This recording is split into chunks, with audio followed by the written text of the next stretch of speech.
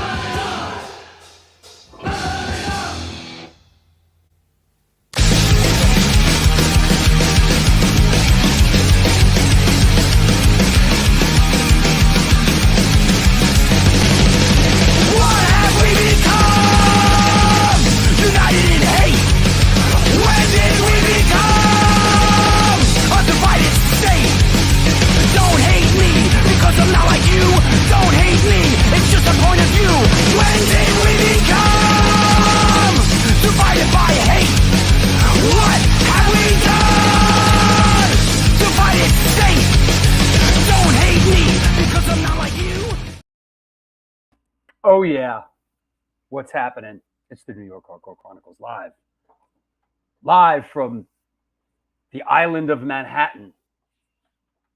How's everybody doing around the world? What's up in England? What's up, Paul? Yeah. What's up, James? Good to see everybody. We're gonna have a fun show today. I guarantee you that. Get ready to have some fun. You know what? You know what I want to get right to? Hold on a second. I want to bring this guy right on. Hey, yo. Yo, what's up with this, bro? You see about this shit? How about this? Uh-oh. Fucking shark attack at Rockaway Beach. Yeah, saw that yesterday. That's right. That's right. Fucking shark. That's like shark attack at Coney Island. You know what? I mean, Shark attack. First shark victim, 70 years. Fucking shark attack. It's their house. Rockaway. Yo. It's fucked up, bro. It's their house, you know? I mean, we go in the water and we wonder why things eat us. Bro, let's get something straight. Me, I'm never going in the water again, ever. Because that's where we go. We go to Rockaway Beach, right there. Yep. Well, listen, do you go in the water? Excuse me? Do you and your girl go in the water when you go to the beach? I go in the water sometimes, yeah. But that'll never happen again. You know? You know what? I mean, I'm 10 feet. 10 feet from the shore. You know, they can come as close as like 3 feet. I mean, sharks are, you know, they're hungry. Hey, what's all that noise? You rubbing? What are you doing? Am I rubbing? My hands are right here. I'm not rubbing anything, I swear. Something sounds fucked up. It's the wind. Wind? I think it's safe. All right, well, if it continues, you're out. Get out of here. Listen, yeah, they're only tasting people. Yo, they took a big chunk out of this woman, yo. Well, you know, I'm not hungry. I'll just pick, you know. Yeah, fuck that, bro. Believe that? I see a story of Lou's in Greece. Yo, Lou. Is he? Lou, yeah, he's in Greece. Lou knows because we go out to Rockaway Beach to Mark Levine's. Never again. Fuck that. It's too bad this didn't happen during our Jaws episode. Yeah, I saw Charlie the other night at the Pantera. Yeah. How was the show last night? Oh my God! On a school night, I went to Poughkeepsie, and it was awesome. But I mean, I got home at 3 a.m. and I woke up at 5 a.m. But It was an amazing night. Of course, our boys, Sick of It All, Life of Agony, and the RBNX at the Chance, and all three bands just brought it, and it was so much fun. I gotta say that honestly, I get exhausted just watching Sick of It All. Oh, I know. Like watching a clip on like on YouTubers on Instagram. I'm like, it's like exhausting for me to even look at it. And they've been doing it for how long? It's amazing. They are like the fountain of youth, and I think it's so cool because I don't think I've ever seen a bad Sick of It All show. You know, I mean, they just bring it. You know, great set list, of course, and but I really there are a handful of bands that I'll travel 2.5 hours for, and they're definitely three of them. You know, and Life of Agony. Three of them? Well, last night that was a great triple bill. You know, I mean, and it was cool to see RBNX play with those guys, but Life of Agony. They're one of my favorite live bands. They really are. Same with Sick of It All. And I was kind of doing the math yesterday that I've been seeing both of those bands for more than half of my life. You know, it's since the very beginning. And, and neither band is showing any signs of slowing down, which I love. Well, Life of Agony is enjoying a real resurgence. They really absolutely got it going on right now, you know? And, they hit the magic lineup. They got, I just love watching them play. I love watching Veronica Bellino play the drums. Just like, they're all great. They really are. It's such a blast. It was such a fun show. Of course, now I'm exhausted and I just want to go home and go to bed. But it was worth it. Yeah, she's awesome. She's great. Yeah. I mean, it's just. It was hot. What did you tell me about the Chance? Oh, they were mentioning yesterday that might be the last show at the Chance. And I mean, someone told me that I think they sold the building.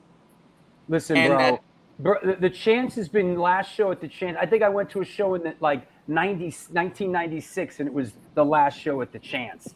But then again, Everything dies, man. You know, CBGBs, A7, so. It could happen eventually, but the chance has been one of those places. They sold the building. Unless that fucking neighborhood around it has changed, Didn't look like it. Yeah. But I've been there a few times. I got to shout out RBNX, who was on the who opened up the show. Yep. Yeah, those guys. I mean, you know what? It was fun. It was definitely. And the show went nice and smooth. Lots of friends of the show were there. Got to shout out Joe Frank and my friend Denise, and a lot of people came out. And you know what? It's nice to see that the Hardcore Chronicles gets a lot of love whenever we go out. So people say hi to you and stuff. Yeah, all the time. Nobody says shit to me, bro. They just everybody looks like they want to fight me when I go out. They're like, it's because you're mean. You know what? I'm gonna take this to the wall. If you see me out, don't say shit to me. I'm like Johnny Carson. Like, I hate my fans. Like, fucking people, don't bother me with this shit. If you see me outside, Drew's knocking over baby carriages. God, don't even make. You know what? Better yet, if you see me, don't even make eye contact with me. Cross the street, walk away, just walk away. Just leave me alone in my miserable world. You know what? Fuck this. I'm going to Rockaway Beach. Rockaway Beach. Oh, man. That's crazy. Michael Duba, I say hi, Drew. Then I plug my band and ask you to find me a guitarist. Okay, hey, man. How may I serve thee? How may I serve thee, Michael? First off, where are you? Where are you with that?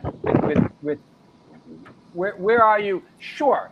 I just have, no problem. I got you. So, Drew has the guitar. Help me. How may I help you? You need a guitar player? You've come to the right place. Crazy. Our prices are insane. Right. We got it all. Guitarist, drummers, bass player, we will not be beat. Our prices are insane.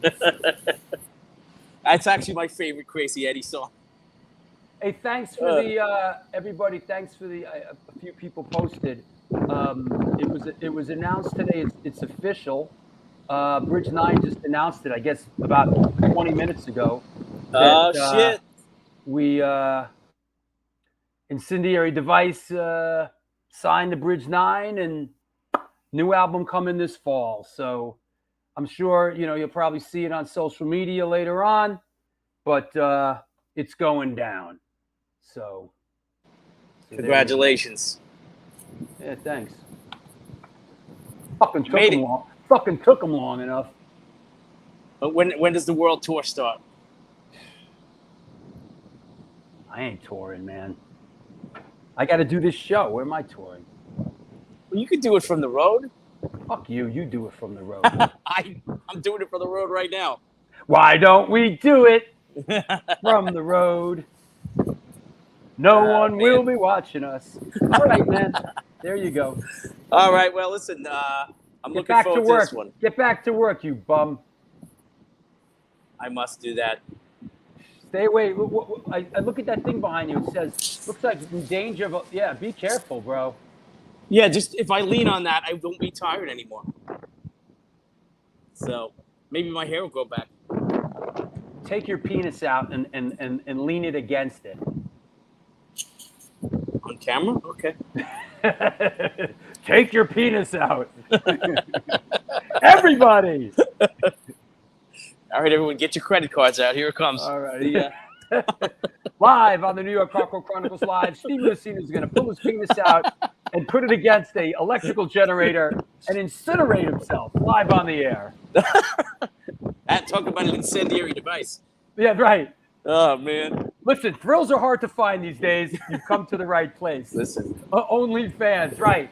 Welcome to the Drew Stone OnlyFans page, where people put their penises out and electrocute themselves. High voltage rock and roll. We did pay tribute. We did pay tribute to Pee Wee, didn't we? Oh, That's Did right. we? Oh, I said. Okay, I get it. Oh, I see what you're saying. Yeah, I Yeah. gotcha. Yeah. All right, let's get the show on the road then. All right, I'll talk to you later. There you go. This is the New York Hardcore Chronicles Live. Fresh out the box.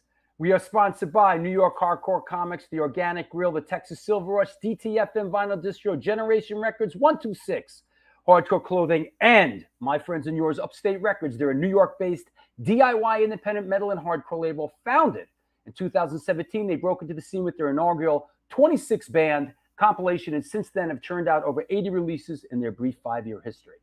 Out now are new releases by Mark Rizzo's new band Revenge Beast, Carl from Earth Crisis's Freya, Fury of Five, Angry Corpses, and a few more surprises in the works. Check them out and a whole lot more at www.upstaterecordsnewyork.com. Use the code STONE10 for 10% off. Come on now, the Texas Silver Rush. They're a jewelry design firm and boutique store located in the birthplace of the Texas country music scene in Fredericksburg, Texas. They specialize in working with musicians in all music genres to design and create unique one-off pieces, as well as to style them for stage, album covers, promo photos, and social media exposure. Their client list includes Rock and Roll Hall of Famers Greg Rolle, Ringo Starr, and of course, Agnostic Front. Information and online sales are being taken at their Facebook and Instagram page, and of course, www.thetexassilverrush.com. Let's bring our guest on. Everybody okay? Chano, what's up? Sawdust Sally, what's up? Ray Hogan, what's up? Strap in, buckle up, buckle in. Here we go. Let's clear the deck. Today's guest is a drummer, singer, songwriter hailing from Sheldon, Northern England. He's known for his work with the bands Major Accident, The Blood, Angelic Upstarts, and of course, the incredibly metal punk band Warfare. Please welcome, coming at us from Newcastle, England, Evo. Brother. How are you? You all right? I'm okay. Good. How are you? Good. Well, I was okay, but I've just seen something on my arm. It's, do you know what? When I had the COVID injection, I'm still suffering the effects from it. I've got, I've got high cholesterol. I've never had none of this before. Blood pressure, irregular heartbeats, and Ed fucking Sheeran. So fuck off. How's the weather? How's the weather in Northern England? Shit. But you love it there. No, I don't. It pisses down all the time. It's pissing down now. Glorious. At least it doesn't snow there. Yeah, well, in New York you get snow, don't you? Obviously, not much anymore. Is it true that once in New York, somebody threw a glass of water and it froze as they were throwing it actually out of the glass? Yeah, but New York it doesn't snow here anymore. I think it just doesn't. When I was a kid, it used to snow here a lot. It doesn't snow much anymore. No, it's part of the planet, you see. Yeah. Obviously, it's part of the planet, but it's part of all this planet anarchy. Planet Anarchy. Yeah. That's our new band. Planet Anarchy. Planet Anarchy. There's something going on. Yeah. Hey, so let's. It's not just Ed Sheeran. He's got ginger hair, so he should be fucking shot. Yeah. Ed Sheeran has a lot to answer for. Paul Stone, what's up, Paul? Absolutely. Hey, let's bounce it around a little bit. How did you come up? Did you grow up in a musical household? How did music come into your life? Rebellion. I came from a working class background, and the only place for fodder or intelligent fodder was to go to work, and I ain't going to work for nobody. And most guys, it was a little railway town where I lived, and I got turned on to when I first heard T-Rex. I just thought, this is it. This is the job for me. Fantastic. And then when I heard the Sweet, oh man, the bollocks, the B-sides, fucking Yesterday's Rain and all them classic rock songs. Basically, it was just a very small town when I was at primary school. What was it? What was the name of it? What, my town? Yeah. Yeah, Shildon. Mm. Shildon, which is Right. famous. It was famous for railway. It was steam trains. Yeah. It was the first town Oh, to have that's what Paul just said. Shildon and Darlow are the birthplace of railways. railways. Yeah, Yeah. that's what it was famous for. Wow. And we had the biggest railway works. It was a bit like huge railway works, and there was a steam hammer used to pound all night, and everybody, the majority of people from Shildon worked at the railway works. And when I was a kid, I used to sit on the top of one of the slag heaps, and I used to observe all the time. I used to observe these things. And if you ever watched Saturday Night, Sunday Morning with Albert Finian, they used to just come out and they were regimented, all in the boiler suits. And I used to think, I ain't going down there. No chance. Yeah.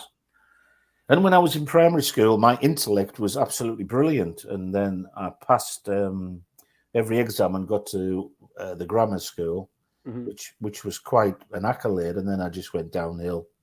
I just started rebelling for the fun of it. Was growing up, and we talk about it here in the States, was radio a big part of your growing up? How did you hear this music? Yeah, it was basically on the radio. Yeah, you had to hear it on the radio. But I don't know. Even when I was very little, I used to pick up things from like the Small Faces from my granddad's house. Oh, And yeah. I was way too young, but I used to stand on my own in the schoolyard, and I used to sing Tin Soldier, and I was only maybe 5, so my destiny was really strange. But when I was setting my desk on fire at grammar school, I torched my whole desk. It went up in flames. All I could hear was "Recognize Your Age." It's the Teenage Rampage. Mm. I mean, fucking come on, you know. And it went over the kids' heads. That song, it just went over everybody's heads. And I thought, you know, the kids are starting to get the upper hand. You know, You're right. they're out on the The balance of power is changing. yeah, they're out on the streets, and soon they will be in command. Yeah. Fucking fantastic. And everybody says, "Oh, that's a nice little ditty. We'll dance to that." Fuck off. Dance to it. Listen to it. Listen to the essence of the tune. You mentioned Slade and Sweet, and Mm. you know, when I think of these bands now, having grown up in America, this was a bit of a foreign concept. Slade, Sweet, like Mott the Hoople, Pink Fairies. These is it fair to think that these were like pub bands? With what like a pub band is a different concept. We don't have that in America. Like a pub band, basically all like the bars in England have a back room and bands play, right? Yeah. Explain how that kind of works. Well, that was more what they call it was pub rock, but that was later. That was the likes of Dr. Feelgood and trying to think, Dr. Feelgood, the 101ers, which was Joe Strummer's band. Yeah. Mm-hmm. But Slade and the likes, they did the circuit, what they call the circuit, and they worked hard. But they were never pub rock. Right. Okay. Slade got the manager. They got what's his name out of the Animals, Chaz Chandler. Oh, Chaz Chandler, who discovered Jimi Hendrix. Yeah, well, they'd been slogging about doing the likes of clubs and things in Wolverhampton, but he discovered them and he took them under his wing, and that's when they came in. But they came in a lot bigger than pub bands, Slade did. Yeah. And you know, they weren't manufactured, but they were manufactured. And the Sweet were manufactured as well, really, by management, because you know they were slogging on around the pubs when I was a kid. Sure. But then obviously Mike Chapman started writing songs for them, and you know, I don't think T'other One did any good at all. It was Mike Chapman that did the graph, wasn't it? Sure. I think the other one just put the money up. But Paul Stone says Slade were huge, top 10 singles for years. I mean, it's interesting because you know there's a bunch of groups that were huge over there, and you know, sort of didn't really get their footing here in the States. And Yeah, I don't think Slade tried to do something in America, but they never Yeah. did. And like the guy said, Slade Yeah. were absolutely fucking enormous. Yeah. I mean, I think they got 6 number ones off the belt, you know. Yeah. Cracking songs as well. Yeah. You know, Squeeze Me, Please Me, and Come on, Feel the Noise. Mama, we're all crazy now. Fucking Yeah. rock, man. Yeah. Yeah. Who wouldn't want to grow up with all that shit? Yeah. So and the film they did, Slade in Flame, it's a classic. If anyone hasn't watched Slade in Flame, go do it. It's really good. So what inspired you to pick up drums, and why drums? Because I like making a noise. I don't know really. I was very much into punk rock. I mean, full into punk rock. That Is was that it. right? Yeah. What a surprise! And I met a guy, and he used to listen to Rainbow and the like. Now back then, you didn't listen to heavy fucking metal shit. Oh, it wasn't even invented heavy metal then. It was like, you know, Right. and if any of the guys had heard me listening to Rainbow, they'd have flogged me. Yeah. You know, would have been a proper bloodbath because Yeah, it was it's one thing to listen to Deep Purple, but to listen to Rainbow, Rainbow. Yeah, come on. yeah. Yes, but Rainbow had someone called Cozy Powell. Yes, of course. And when I heard Cozy Powell do the Yeah. beginning of I think it's Stargazer, I thought, what a drummer! And he fucking hits them full force. Yeah, he was a hard hitter. Yeah, and I just kept. I knew I had to do something because I'd done 5 years at grammar school, and it was 9 to 5 bullshit. Mhm. And I completely. It'll all be in the book. I'm getting an autobiography written as I speak, and it's all dictated in the book. But it's I didn't want to do anything that meant conformity. So coming from the background I came from, the only way you could escape the given surroundings, as it were, was football or rock and roll.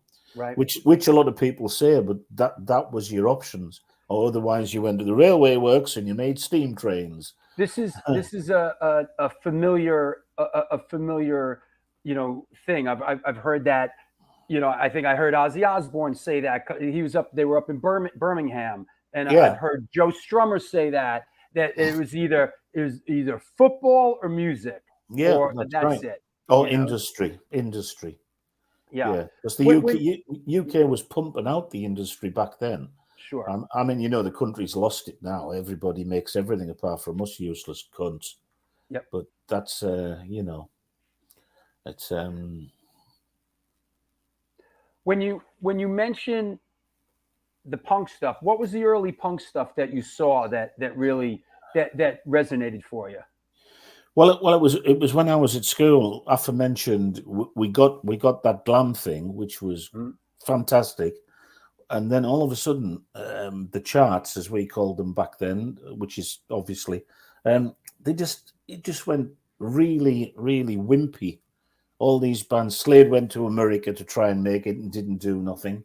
The Sweet went to America and did do something. And all the bands with any bollocks just had gone. So for 2 years, we were put up with, Brotherhood of Man and, I don't know, Tina Charles and all that shit. And then I had a friend called Craig Wilson, and I used to meet him off the bus. He went to the Catholic school. And he said to me, Evo, I've got something for you. And I said, what is it? He said, it's in this carrier bag. And it was a 7-inch single. And he said, we go to his grandma's house, but his grandma was blind. She was deaf. She was pissing. I tell you, like she was pissing herself, the poor fucker. Oh. And he used to go to his grandma's only because she had a record player, because none of us could afford record players. No one bought records. We just used to listen to the shit. Right. And she had this kooky old fucking record player, and he gets this single out of the packet, and he puts the needle down, and he said, close your eyes, and it was Anarchy in the UK. Wow. I am man. I thought, fucking get in, this is it, man. And that was the first sort of punk single I listened to. That really sounded the alarm, huh? Yeah, I mean, it was banned everywhere, even better, and then we just started stealing records from the local record shop. We never bought them. Right. We just used to make a front, go to the counter and ask for something stupid. And in the meantime, fill our bags while he wasn't looking. That was, and if we didn't like the singles we stole, we'd sell them to the other kids at school, obviously. But no use to us if it wasn't punk rock. Fucking just, whatever we got, and we used to make a profit on. Well, we used to make a profit on nothing because we used to steal them. It's all gain. It's all yeah. It's all profit when you steal it. Fucking right, yeah. It's same as pick and mix. When you used to go in when you were a kid and pick and mix, I didn't know you had to pay for it. Yeah, I just used to go in, pick it, mix it, and fuck off. That was it. I thought music was free. Yeah. It is now. It is now. Right. Go figure. It is now. Yeah. Right. Yeah. Zero overhead. So after that, anybody else from that first wave of true punk rock that you remember that was just great and that you loved? Yeah, I loved.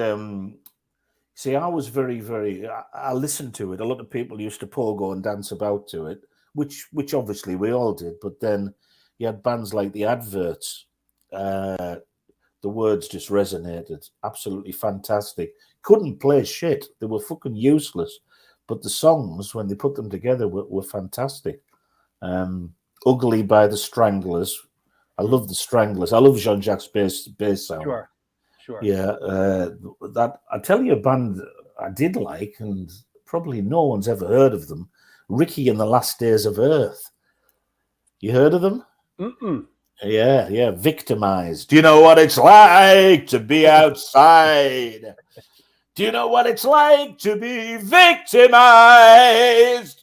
He used to sing about, Jello Biafra sings like him. Yeah. Good old Ricky and the Last Days of Earth.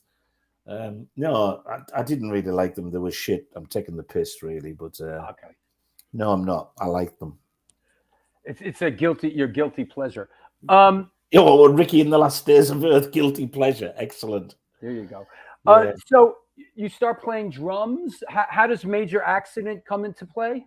I started playing drums because I was always tapping and blah, blah, blah. And I played in a load of shitty bands when I left school. I was doing the shitty bands when you play youth clubs and the like. But every time I got into a band, and if they didn't pull the weight, if they didn't have the same vision as me, I just used to leave. Mm-hmm. So, like, I would join a band and think, they've got potential. And then someone would say, like, I can't make rehearsal tonight. Or, right, gone. And then I was talking to different people, like Douglas Smith. I was talking to Tanks Management at one point, and I was in a shitty local band. And Douglas was that sick of me probably phoning him. He said, well, do you want to do a few dates with Tank? Well, hey, man, I was ecstatic. I thought, fucking great band. Yeah, we'll support Tank. And I went to see the other members.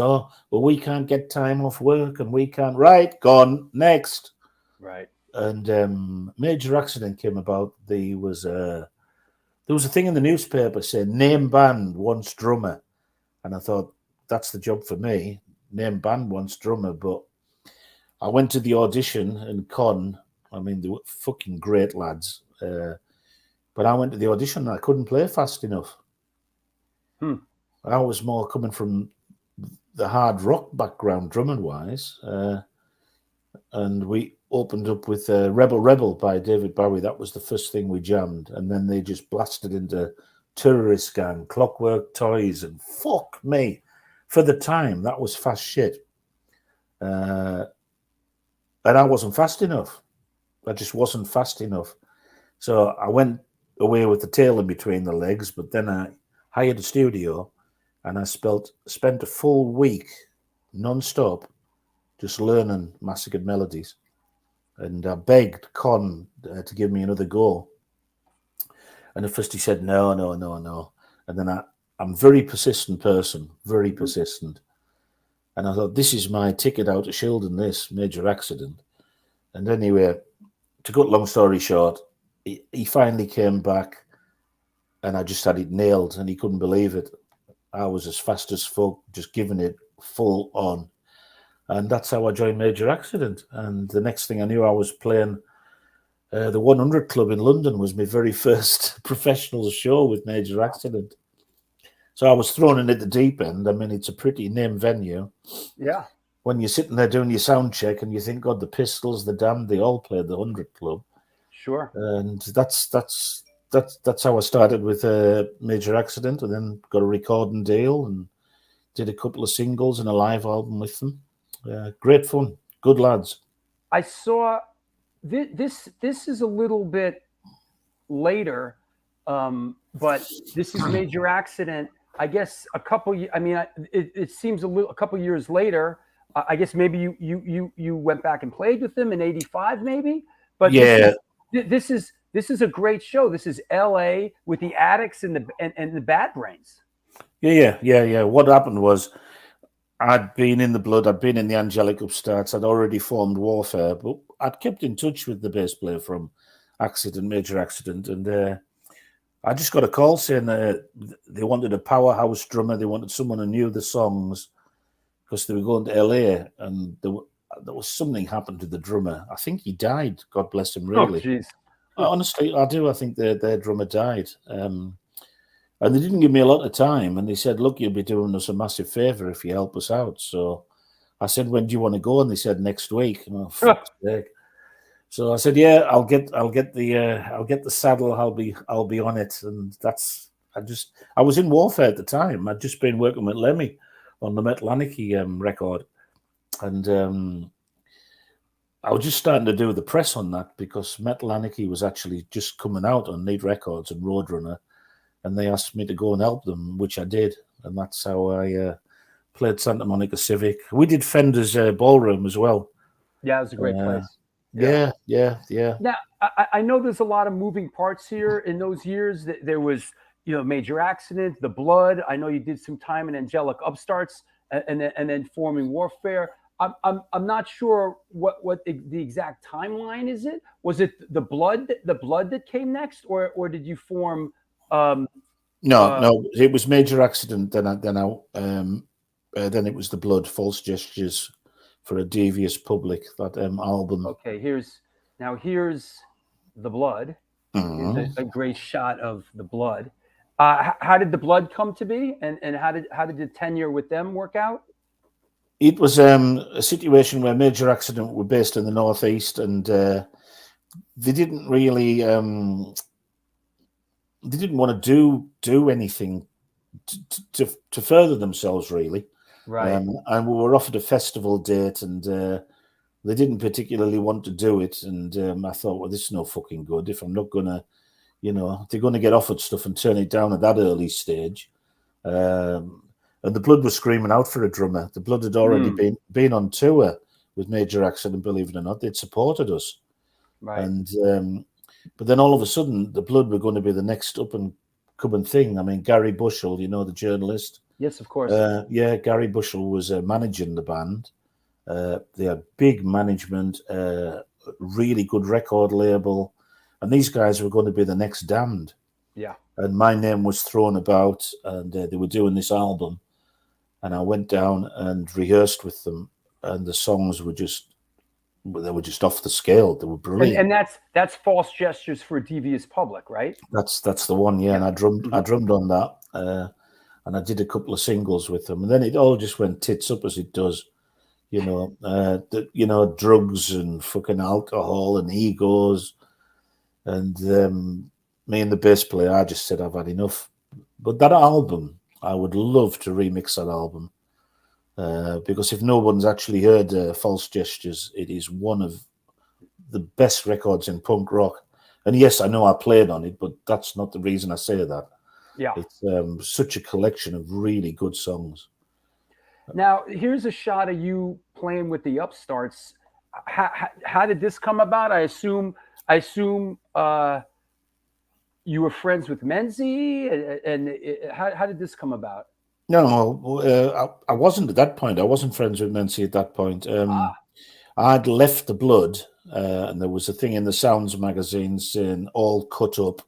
Evo leaves the blood on the week of the release of False Gestures.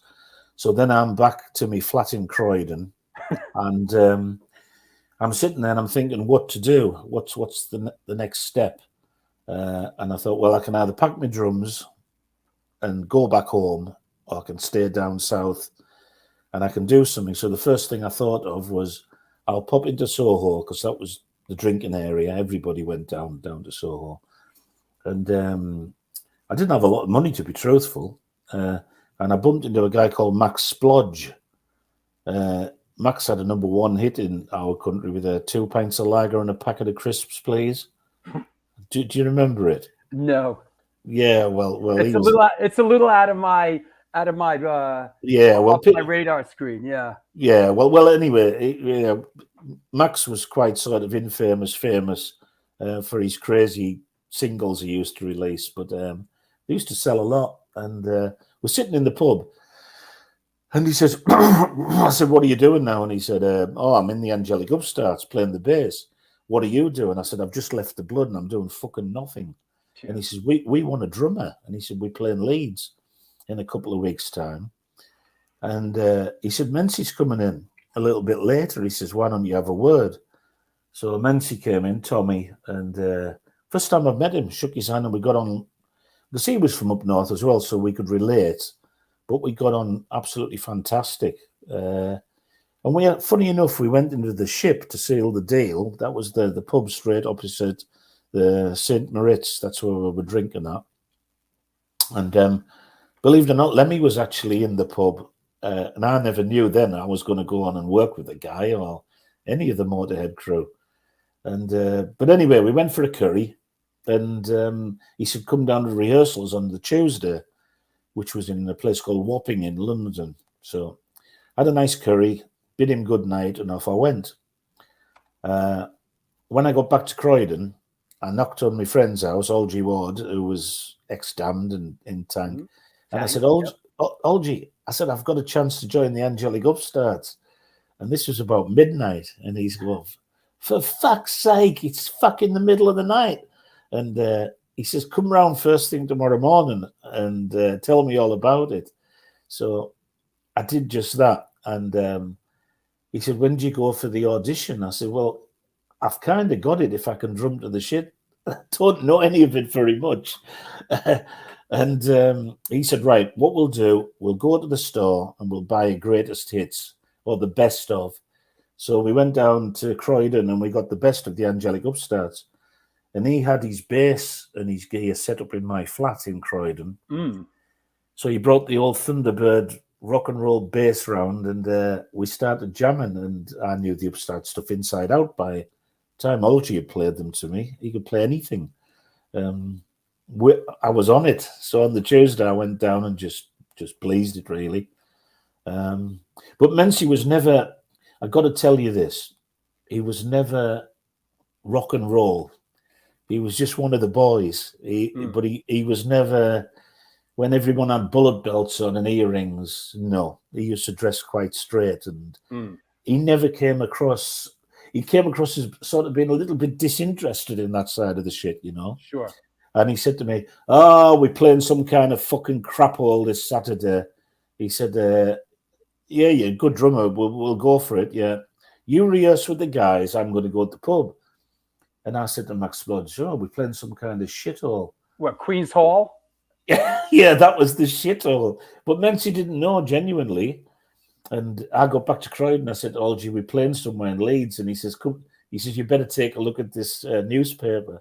And there's a full-page advert in there, The Damned, special guests, Angelic Upstarts, GBH, The Exploited. So I get there on the Saturday, and there's fucking Trans Am truck and Arctics in the place. Huge stage. And that's exciting. My very first gig with the Angelic Upstarts was in front of 15,000 mad punk rockers, and it was fucking brilliant. The adrenaline was pumping, man. It was great. That must have been a really exciting band to be in at that time. Oh yeah, brilliant fun. We just laughed all the way through it, and You know, when you're looking at the audience, when you're looking out over your drum kit, and then you're playing kids on the street, and especially I'm an upstart at the end of the show, and it's fucking bouncing. No, great fun, great fun. Yeah. Especially when we played Leeds, which we played many times, but we were supposed to. We got back together with the original bass player. He'd gone deaf, but he was a lovely guy, and he was going to come on. He went deaf back then. He went deaf, yeah. What was his name? The original bass player out the Upstarts. Oh shit, I can't remember what his name was. Hold on, it's this easy. Who was the original bass player in the Angelic Upstarts? Stand by for the answer. Stand by. So go on. Yeah. Anyway, he didn't go deaf, but he was poorly, and we went to dinner with him, and look, what's his name? Oh fuck. Anyway, we went to dinner with him, and he was just going to come on and do England, you know, the Upstart song.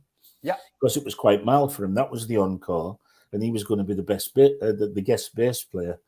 But the crowd at Leeds, it was complete overfull. The venue, it was full. It was crazy, and all the Skins were fighting the fucking. Oh, it was fucking mad, honestly. I mean, it was fantastic. Is it Steve Forston? No. Glyn Warren. Okay. Glyn Warren. That's who it was. Yeah. Got it. And anyway, this fight had broke out, and the police were in the venue and everything. We went backstage after conquering. We did a brilliant gig. We steamed. Anyway, so Glyn's going to come out, and we're going to do England. We came out. Meantime, the police came into the venue, and they were all lined up across the bar at the back. You know, like linked up, like police used to do, all linked up. Mm-hmm. We came back on, and I sat down on my drum stool thinking, oh, going to do England now. England, oh, England, so country, so great. Mency came out and said, who put them black cunts on my fucking guest list? And we blasted the place down with police oppression. And the place just went fucking nuts, honestly. All he did was cause a war. It was fucking great. What was there? You mentioned Skins, punks. Was there a separation back then between the punks, the Skins, and I'm sure I know that and the metal guys? Oh, you wouldn't see a metal guy at a punk gig, but the Skins and punks used to fight, yeah. and then you used to get the Nazi bastards coming in. Right. And they would always cause trouble. They would fight for fun, but Mency hated them. It was always we were a tight band, but there was always something going on. There was an underflow of violence. It was always very violent, the Upstarts. Yeah. Well, you know, you can get anarchy and you can get craziness, but there was like an air of doom, of violence. Steve Whale from The Business told me the same thing. He said it was just a constant. You know, every show, people would gravitate to the show to look for conflict. The punks would come to look to fight the Skins. The Skins would show up to, you know, he said anytime they used to play, you know, back then, it was just a magnet for shit, you know? Yeah, it was. I remember when we played Exeter, and there was this guy at the front that was tons of fucking, it was going off. And there was this guy just going like that to Mency all the time. Wanker. That's all he was doing. He wasn't dancing or anything. Right. And Mency could have a real fight. He could have a real argument. Sure. You know. And the stage was quite big, but Mency just picked him up and he lifted him up and right up. I mean, that's hard to do that, you know. Mm-hmm. And he just fucking went bang and headbutted him. Ow. And just dropped him back into the audience. And this guy's got blood everywhere. But for some reason, this made the other kids angry. And then all hell kicked off again. But we just blasted into police oppression. Just the same old shit. But he paid the bills. Yeah, it was always fucking mental. It was always mental. Let's talk about Warfare. What was your inspiration, the impetus to form it? How did it come about? I always, from the very beginning, always wanted my own band. Thus the disinterest and facing a brick wall and leaving. And right the way through, I thought, I can do this better than myself, basically. And I was always in the shadows because I was just the drummer, obviously.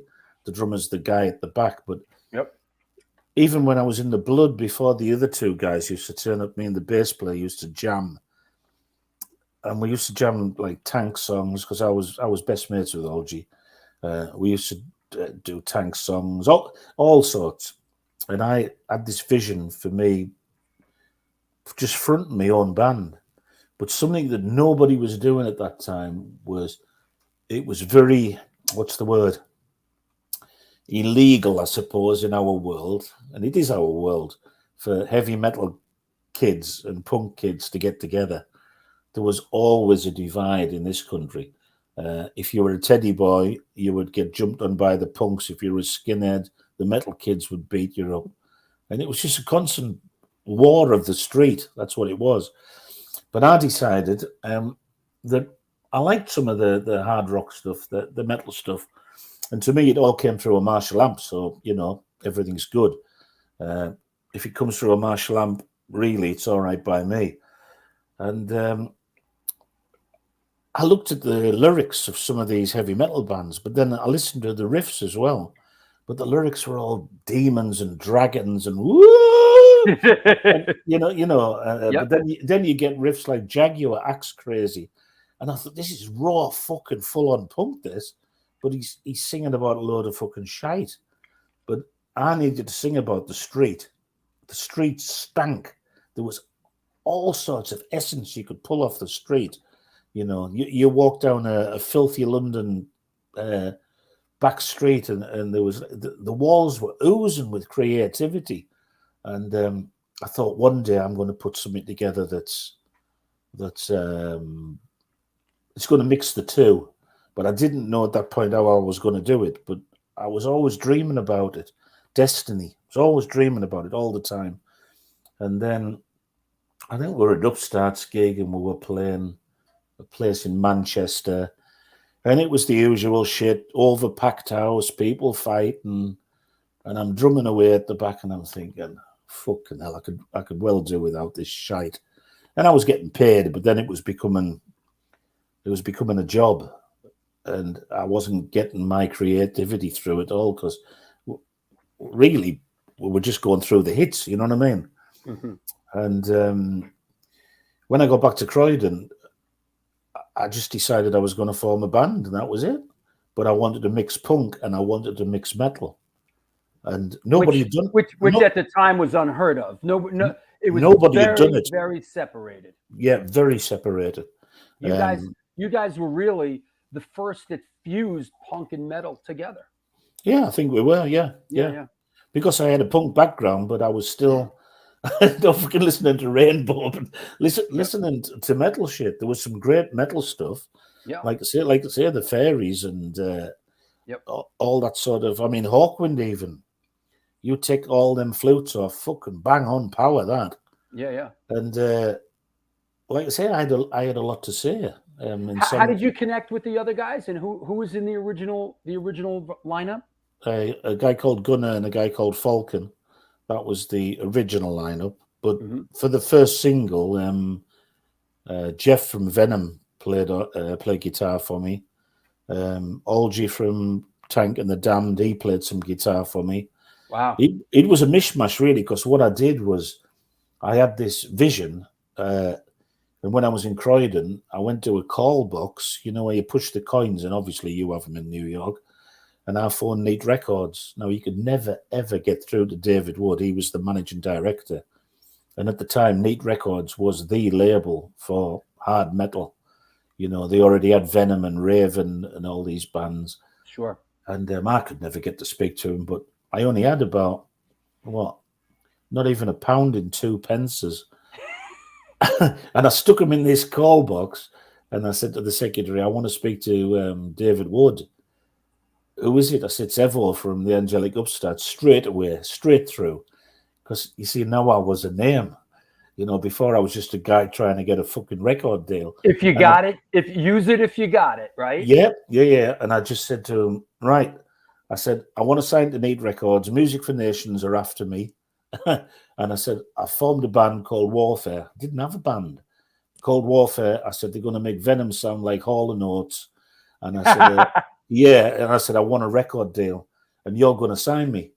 And the first single is going to be called Noise, Filth and Fury. What do you want to do? He says, well, if you can come into the studio and cut a single, if it sells, we'll do an album. And then I thought, shit, I didn't have anything. But, you didn't have anything? No, nothing. I just told Bincy I was leaving and that was it. We were fucking onward, forward. Wow. And I'd written some songs. I mean, I'd written Burn Down the King's Road. That was a song about the demise of punk rock and the actual King's Road in Chelsea. Mm-hmm. And got a few guests to play on the first EP, which was called Noise, Filth and Fury. And I remember that got a brilliant record review. It said, "This is Evo's new band from the Angelic Upstarts. It sounds as though it's fallen off a Plasmatics record. Is it supposed to be? Is it supposed to be funny? It isn't." That was it. They went to number one. Yeah, right. It went to number one in every indie chart, every metal chart. That was their big reference, Plasmatics, right? That was their big jab, right? Yeah. Fucking shit band in any case. But yeah, and it sold bucket loads, and that was the start of Warfare. But if you listen to the lyrics, there was never no fables and dragons and demons and hobgoblins. Yep. Hobgoblins. Where did that one come from? Yeah. Who you know what? Let's get to Pure Filth, because Pure Filth that was on Neat Records and even Metal Anarchy. These were landmark records. These really set the table. Incredibly influential records. Could you just walk us through a little bit Pure Filth and also my cousin who's out there, Alan Dubin. Two Tribes. Two Tribes. Yeah. So could you talk about those records a little bit and what it took to make them, because those are looked upon as landmark records. Well, we used a studio at Neat Records. Used to have a studio on the top floor called Impulse Studios. I see. And that's where they cut Raven, Venom. Is that the studio that's in the clip that I showed in the beginning from that documentary? Yes, from the Neat Records documentary. That's the studio that's upstairs. That's the one. Got it. Yeah. Sure. And that album, we'd rehearsed it and written it. That album took 3 days to put down. Wow. The lyrics were all written when I was in London, and the lyrics they're just spoken from off the lyrics. And I mean, I didn't know at the time it was going to be so influential. But when it started selling and the reviews we got, it was the heaviest shit that had come out that was real, if you know what I'm saying. And the kids related to it because she had the punk kids and you had the metal kids, and they completely related to it. And I think we were the first band to ever fuse the two. I was championing it, saying, listen, this is stupid. What we fighting each other for? Yeah. We're all making a noise. We're all rebelling. This is what you should be doing. When you guys played, did both contingents come to the shows? Yeah, absolutely. That's cool. Yeah, it was sort of like a divide. And is that right? They were on one side and they were on the other, and they're expecting them to fucking collide. And I used to have to try and keep them. Sure.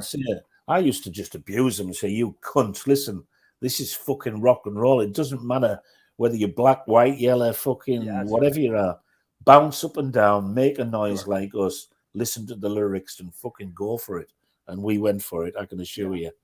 Yeah, this is the universal language here. We're not here to fucking get into it with each other. So it was youth. It was youth gone wrong. There you go. And then if it had gone wrong, well, sometimes there was one lady said to me, you're extremely offensive, And I said, if I'm offensive, take it that I'm offended. And I fucking was offended by all of it. So fuck them. Fucked a lot of them. So, burnt the Marshalls up to number 11, burnt everything, fucked a lot of it. So our friend Ray Hogan says sort of what Motorhead did, and that's sort of I'm going to use that as a bit of a segue, because Metal Anarchy, I know it was released with a certain mix, but recently you came across an old tape of a mix that you did with Lemmy for Metal Anarchy. Yeah, let me produce my second album with Warfare, and then I was looking. There was a guy from Brazil, a lovely guy, and he's been a fan for as long as I can remember, and he wanted a tape of the third album on cassette, Mayhem fucking Mayhem, and I thought I've got to get this guy one. Anyway, I went to the Loft of Doom, which is obviously upstairs in my house. Why I call it the Loft of Doom, no one will know, but it is Doom, and it is the loft, but it's the Loft of Doom. Anyway, one climbed up the ladder into the Doom or the loft, started rattling around these boxes with cassettes in, and I found the Mayhem fucking Mayhem thing for the guy in Brazil, and I thought this kid's going to be over the moon with this, and then all of a sudden just clatter. And there was this TDK cassette, and it had Metal Anarchy Warfare, Evo, listen to this. And it had Easy Studios written on London, 1985. And I thought, shit, this must be the unmixed version of the album. And I thought, got to get this to the studio. Got to get this to the studio quick. And the engineer said to me, he said, this might oxidize. He said, once the oxides fell off this, you're fucked. You're never going to hear it again. You get one chance to play it off. And is that what they call baking it? You're baking the tape? Yeah. And, this is 40-year-old. You've got the cassette in the hand, and it's 40-year-old. So we put it in the cassette player. I said, get this into that computer quickly. And there was only one little piece of one song dropped out. The rest was pristine. And we got it into the computer, and it's quite amazing because it's so fucking raw. And you can hear Lemmy's voice on it. You can hear little snippets. If you listen hard enough, at the beginning of the album, you can hear him say, like, I count in, and it's like 1, 2, 3, and you can hear him go. Did you forget that you had this, or did you think you didn't have a copy of it, or I didn't think I had a copy of it. I just went in specifically to look for this third album for this guy, and I have that many cassettes. I have reams and reams of cassettes. Wow! And it's as if it was meant to happen. And I phoned Cherry Red, the record label, and I just said, "Listen, I found these Lemmy tapes, the Lemmy sessions." And I said, he sent them to me the weekend before and said to, listen to these over the weekend and then come back to me. And if they're all right, then we'll produce them. We'll put all the bits and pieces on them. And I phoned Cherry Red. I said, listen, do you want to release this shit? I said, because I think it's worthy of a release. I think people should hear this. Sure. Because it's history. It's history. Absolutely. And straight away, yes, we'll do that. And then one of them came back and said, why don't we remaster the original album and put that in the package? And then someone said, they did 2 tribes. Why don't we put a third CD in with all the singles on remastered? And I've got a guy called, I don't know whether you've heard of him, Fred Purser, who was in Penetration and the Tigers of Pantan. Is that Songbook of Filth you're talking about? He plays on that, but he's an engineer as well. Okay. And he produced, he remastered along with a guy called Wayne.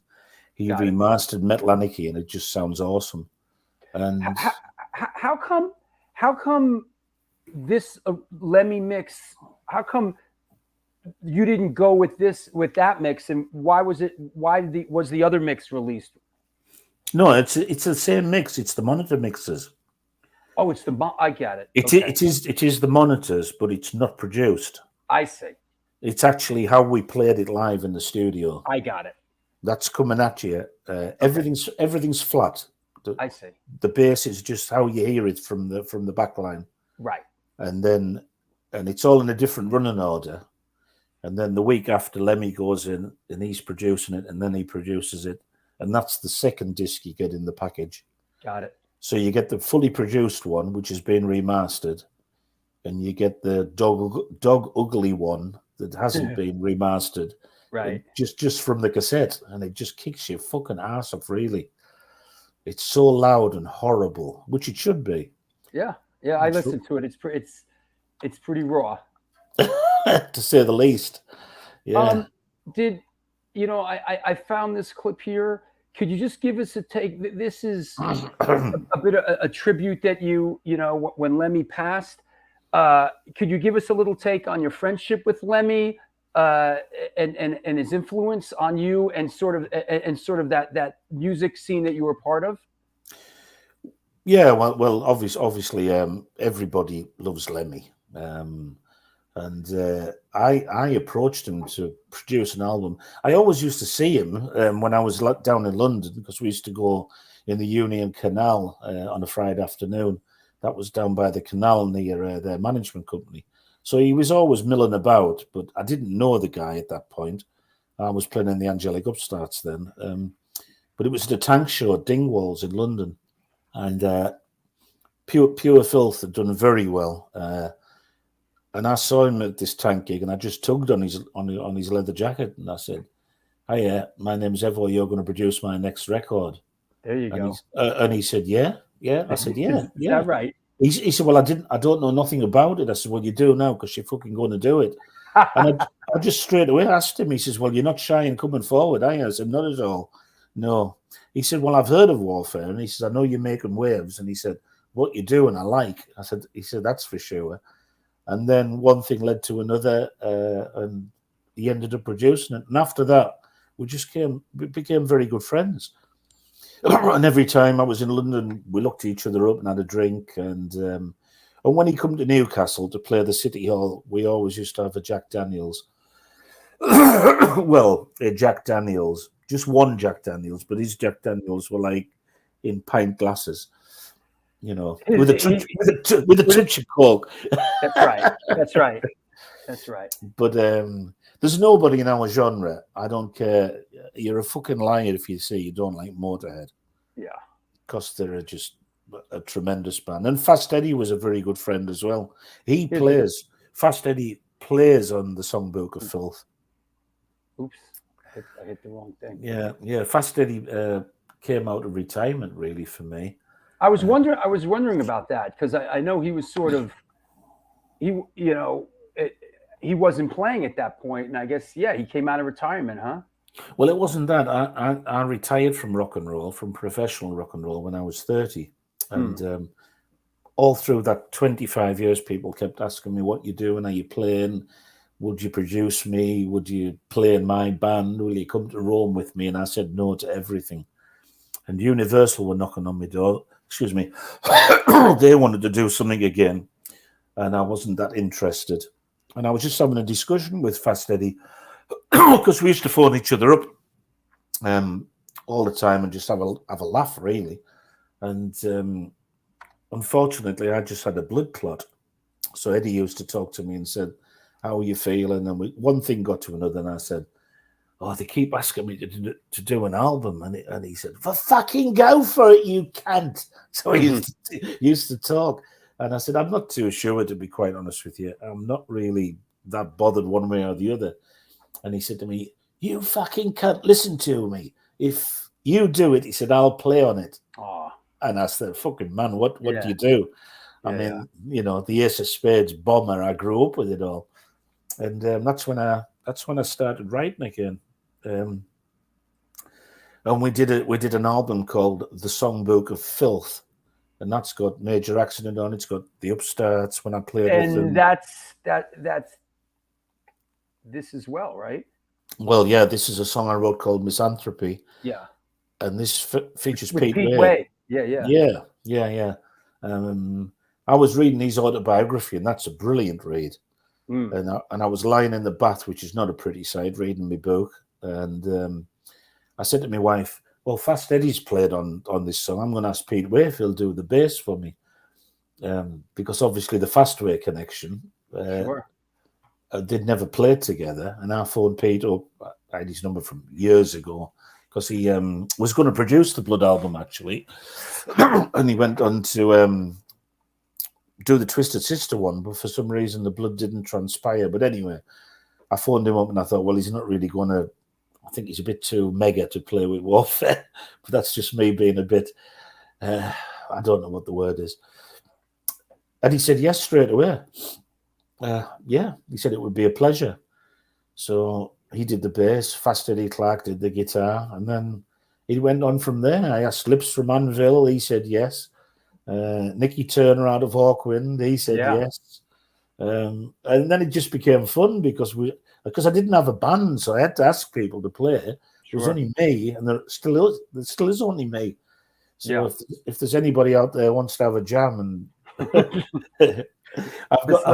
there's a lot of people who want to be on a Warfare record. It's pretty cool. Hey, let me take my sponsor break for a couple of minutes here. Yeah. And we'll come back and we will continue. You might have told the story a million times, but you might have to tell it once more. Is the Metallica Hammersmith? Oh no! For fuck's sake! I'll see you in a couple minutes.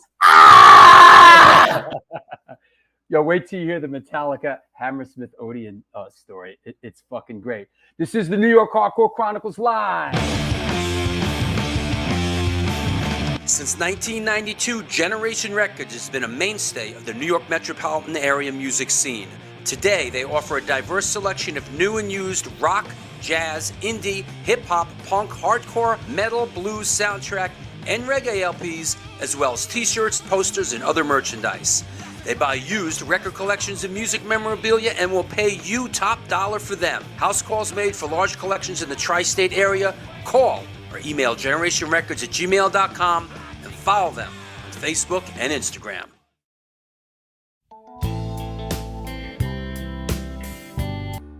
Hey guys, Vlad from Organic Grill. As you can see, we're in new location on West 3rd Street, right by Blue Note and Comedy Central.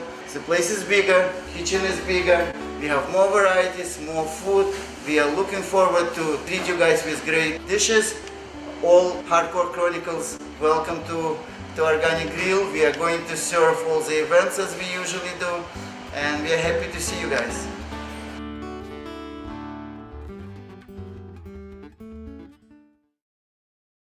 Peace, what it do? Welcome to NYHC Comics at 117 Main Street, Dobbs, Surrey, New York. I'm Debo the Pro with my homie Lee Farley. Welcome to the spot.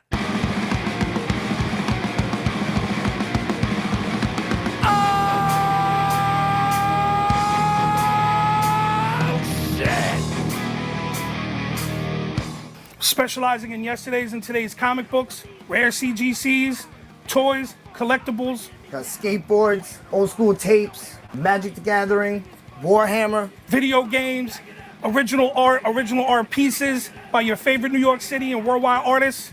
Let's go. Skate decks all day, baby. We also have the young reader section here for like 10 and under. Pops. People love the Pops. Star Wars!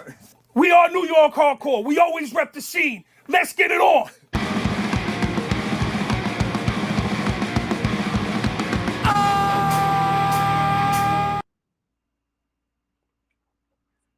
And we're back. This is the New York Hardcore Chronicles live. I know what you're thinking. What's coming up? 1 week from today, Don Capria is on. We are doing the Martin Scorsese Film Retrospective Part 1. I've been doing my homework. I watched King of Comedy. I watched After Hours. We're going to watch Raging Bull. Part 1 is basically everything up to Goodfellas. So that's coming up a week from today. Dave Tree will be on August 20th. Johnny Paisano, August 23rd. Kevin Sharp from Brutal Truth, August 30th. Shane Emery from Napalm Death, talking about his autobiography, is on October 1st. And Bill Ill, co-hosted by Howie Abrams, is on October 4th. That said, also please support the show. If you're wondering if you should, you definitely should. The new book, the sequel to this, is free for all patrons. If you are a patron and you haven't sent me your address yet, get me your address. It's free for everyone in the U.S. If you are outside the U.S., you just got to pay for the shipping. The book is still free. Support the show. Get a free fucking book. Get with the program. What else? How about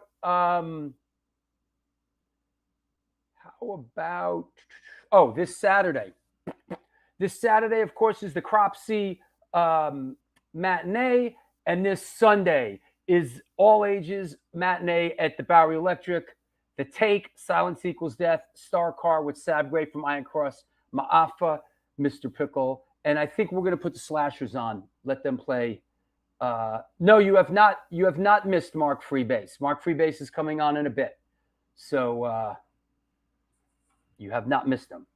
And you also haven't missed the opportunity to become a patron and support this show. There's also a super chat function that you could do. If you do the super chat function, it comes through in color.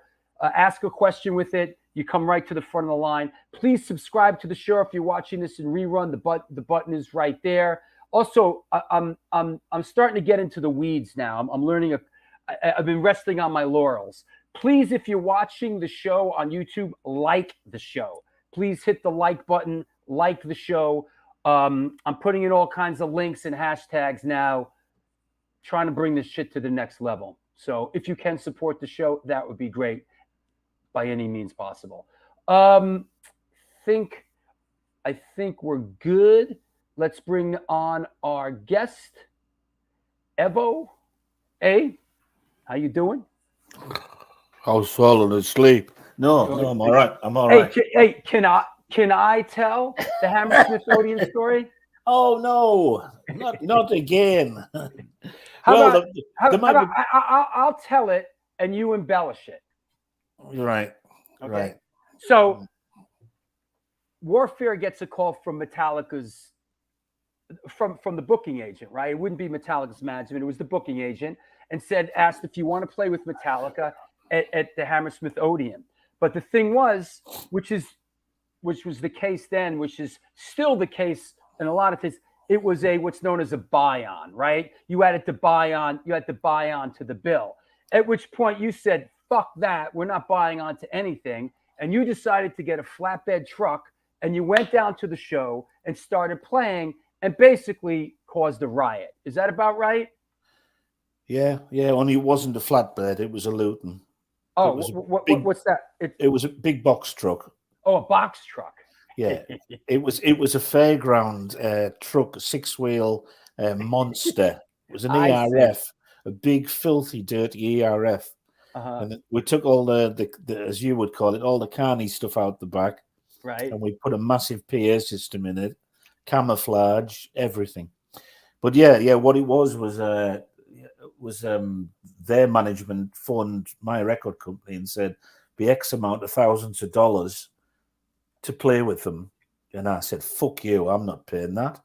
So I said to the record company, give me X amount and I'll do something that'll sell a lot of records. And he said, oh my God, no, Evo, because I was known for being a bit of a fucking live wire.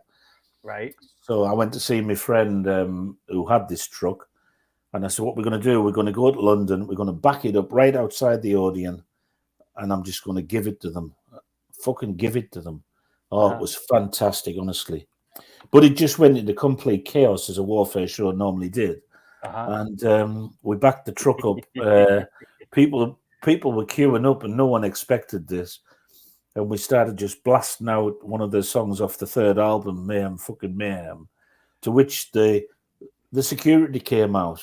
And they were going, we were gobbing on them. The kids were fucking beating them up. Did the kids, when you started playing, did the kids recognize, oh, fuck, it's Warfare? Oh, yeah. Oh, okay. Yeah. And they came across the flyovers. If anyone's been to Hammersmith, we just emptied every pub. So the whole area in front of Hammersmith Odeon was just like a huge gig. We got nearly, I would say, 3/4 of the audience that would have been inside, outside, and we were just going for it. And then I threw my microphone stand through the manager's window of his car. Did you know it was his car, or was this a random thing? No, not until I went to court and got fined 375 quid. And then it just so happens that the mic stand that you threw and went through the car windshield turned out to be the manager of the Hammersmith Odeon's car. Yeah.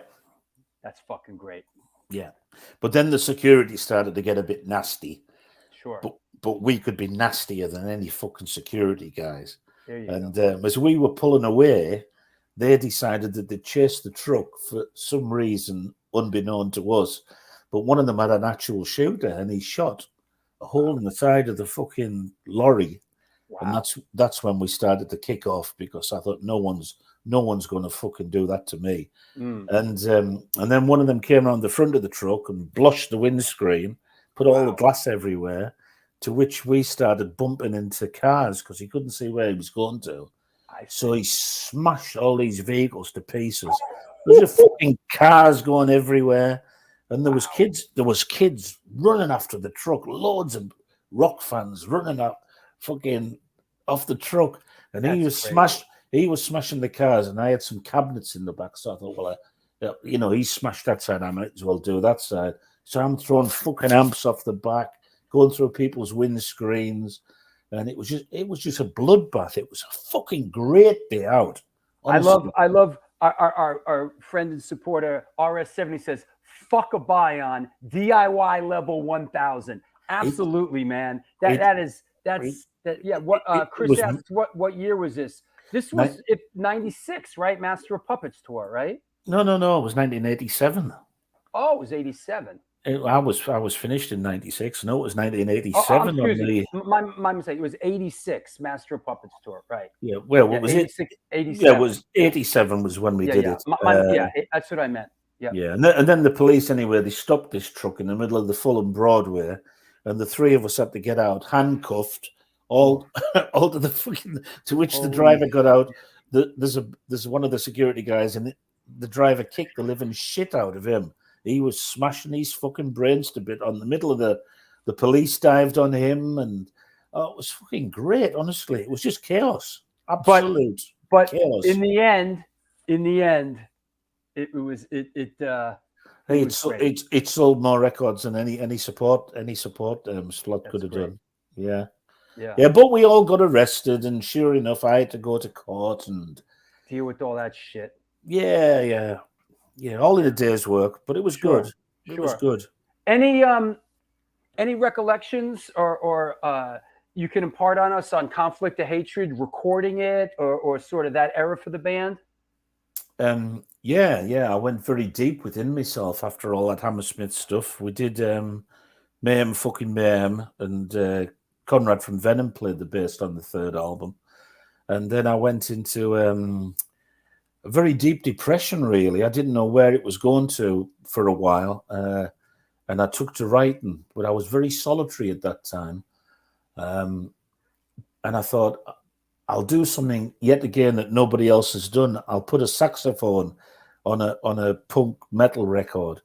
And I got the guy out of Lindisfarne to put some sax in it and a few keyboards. But it was as heavy as fuck still. And I just experimented, and it was sort of like there was bits of Motorhead in there, bits of Killing Joke, bits of everything that was alternative and rock. And it was the first time in the Warfare scenario that I had a lot of time in the studio. So instead of just going in and banging it down, 1, 2, 3, 4, slamming your face, get it produced out in the shops, this one took a long time to record because it was very intricate. The drum patterns were intricate. And, there was a lot of critics at the time said, oh, they can't play. There was guys coming up and saying, oh, Evo's a shit drummer. And I was trying to get across at the time. I said to one kid, you don't have to be Varney. You've got to have attitude. Rock and roll is about attitude, not about ability. But, Warfare always had masses of ability. And I thought, we'll just throw them. Instead of going 1, 2, 3, 4, we'll make an album that's intricate, which I did. And that's A Conflict of Hatred. And if you look on the sleeve, that's Beethoven on the front. That's sort of blurred. Yeah. I see him. Yeah, hold on. I'm getting it. Coming up. Yeah. There you go. That's Beethoven and Van Gogh. And they were both very misunderstood. I see that. Yeah. Yeah. They're both misunderstood in their lives. And the conflict of hatred means hatred is a negative thing. So it's conflicting the hatred and the positive. But nobody really got that at the time. Sure. And the lyrics are personal, but if I went into them, it would take you a long, long time. It'd take me all day, never mind just 2 hours. I have I want to put up this picture, and then I want to put up the record cover, because talk about, is this what I think it is? Yeah. Is that right? Yeah, it's Dracula's Castle. Dracula's Castle. Yeah, I just went there this year, yeah. I was bored, and I love all that Bram Stoker thing. Fascinated by it, but I'm quite an authority on it as well.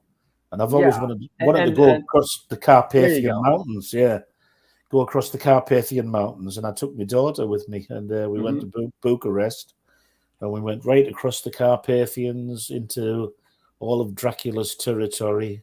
Yeah, it was good. I enjoyed it. Dracula's Castle's still there, huh? Oh, yeah, it's still there. I was in it. That's outside of it. I was there, yes. And that's the Hammer Horror record, which is that's on Spotify at the moment, the Warfare Hammer Horror record. Yeah. And yet again, that's another twist, a completely different twist to Pure Filth. I was just keeping myself absorbed in the content matter. And this was 89, I believe. This was 1990. Yeah, 89, 90. We did one version, and then it didn't come out how I wanted it to. And then we did this version, and Olgie from Tank played all the guitars for me. This version, actually, what you see on the screen is available on Spotify as I speak, and it's all just been remastered. But that is Christopher Lee. Yeah, this was actually signed to Hammer Films. It was Hammer Film Music who actually, they made a record label just for me. Wow. It was fantastic to work for them guys. Yeah, I would think so. Yeah. And I was in the, in the vaults, and Christopher Lee's cape was still in there. Wow. There was all sorts of these things that I found. The Sooty Puppet, the original Sooty Puppet, man. Wow. He was in there. Yeah, it was great working for them guys. But I just plugged my way into that, I didn't have just Destiny again. I loved Hammer horror films. I think everybody does. Yeah. But especially Hammer horror films, come from England. Oh yes, yeah. I mean, those are English. Those are your films, man. That's your youth, and that's those films spoke to you as a kid. Yeah, they were brilliant. Yeah. And the Amicus ones and the Hammer horror ones. Yep. But I went to Elstree and actually got signed by the company. I blagged my way into the studio. I said I had an appointment with the guy from Hammer Films, and the dipstick on the gate said, "Oh, you'll know where you're going to, won't you?" I said, "Well, of course I know where I'm going to." I got into Elstree. The fucking place is massive. So I asked this guy. I said, "Do you know where Hammer Films are based at, please?" And as luck would have it, they were doing the 40th anniversary, and I got talking to Roy Skeggs, who owned the company then, and I introduced myself, and I said I'm from Warfare, blah blah blah. Sure. And he says it would be very interesting, a rock tribute. And then we got Christopher Lee to do the sleeve notes, got Peter Cushing to do the sleeve notes. Very interesting record. Yeah. Does Hammer Films still exist today, or is it like a like a catalog label? No. Yeah. The Hammer Films went bankrupt. Yeah, and then a few years ago, I believe they resurrected themselves again. Different people completely running it. I'd say I'm looking right now. Yeah. Yeah, and they did The Woman in Black. They did that with that guy out of Harry Potter. They did The Woman in Black, and they did another one as well. God, I'm looking at how many films they did. It's staggering. Yeah, a staggering amount of films that they did. It's trying to put it. Almost. They did pretty much 300 pictures. Class. 300. That's a lot, pictures. Man. 300 is a lot. Yeah, back to back. Yeah. Most of They them. used to just knock them out, you know. Yeah. Hey, we're gonna bring Mark Freebase on in a couple of minutes to talk about the book that you guys are working on. But before we go there, I want to ask you about your friend and your history with him. Who, old G? Yeah. Yeah, we just go back years. First met old G 1980 when Tank was supporting Angel, which obviously had just left the Damned. Mm-hmm. And then when I moved to Croydon, when I joined the Blood, I'd left Major Accident. I moved to Croydon, which is literally round the corner. My flat was round the corner from his flat, and we just became inseparable. We did everything together, jammed together, used to go for walks together, get pissed together. We just had so much fun. You just can't make up the fun that we had, me and him. It was brilliant. And he used to come to, when I moved back up north, he used to come up and we just had such a way with each other. Take the piss out of everybody, everything. But having said that, when we were working on music, we took it very seriously. But in life, it was just, we had like code words. Like, you know, when we thought someone was talking a load of bollocks, we used to bark at each other. Because we once, you know, we said that was a load of old bollocks, and we heard a dog barking. So then it was just, if we were in a public house and somebody was saying, so and so, we would just bark at each other. All sorts. And he produced Pure Filth, obviously the first Warfare album for me. And we just took the piss out of everything. Talking about a connection, I mean, we were just talking about the Hammer films, and you know, he was in the Damned. Did you see the Damned early on? Were they great? Yeah, they were fantastic. Yeah, but I never got to see the 1979 version. I was too young. Okay. Because I'm a few years younger than old G, you see. So I saw Tank. On the very first tour, but I never saw old G play with the Damned. No. Gotcha. But obviously he did, as we know. Yeah. And like I say, very kindly, I've inherited his bass guitar as well. I've got the Thunderbird, Gibson Thunderbird. I'm really, really honoured to have that. It was very, very nice.